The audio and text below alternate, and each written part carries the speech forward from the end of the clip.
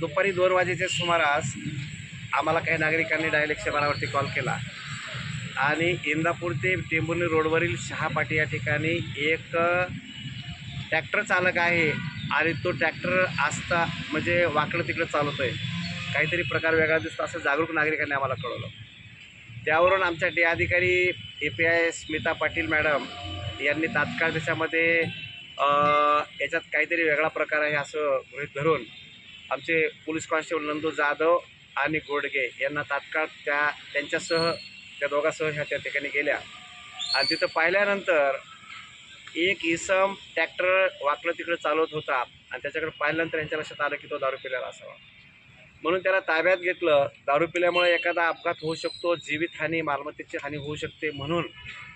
त्याला ताबडतोब पोलीस स्टेशनला आणलं ट्रॅक्टरसह आणि त्याचं वैद्यकीय अधिकाऱ्याकडनं त्याची ज्यावेळेस तपासणी केली त्यावेळेस त्यांनी मतदारकाच्या अंमलाखाली होता, त्यामुळं आम्ही गुन्हा दाखल केला आणि त्याला चौकसपणे तपास केल्यानंतर असं लक्षात आलं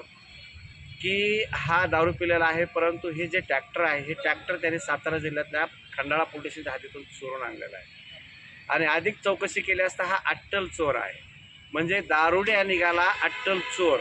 अशी परिस्थिती निघाली आणि ताबडतोब खंडाळा पोलीस स्टेशनचे पोलीस निरीक्षक शेळके साहेब यांना कन्फर्म केलं तर तिथं ट्रॅक्टर चोरी झालेला आहे, तिथं गुन्हा पण दाखल झालेला आहे। त्यांनी पण तिथून टीम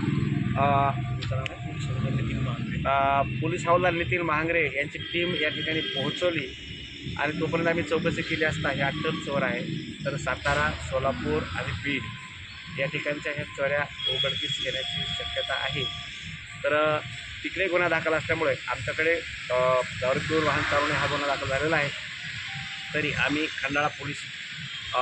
सातारा यांच्या ताब्यात देत आहोत आणि पुढील अनेक घडपड्या किंवा वाहन चोरी कसे उघडकीस होतील यासाठी आमचा प्रयत्न आहे।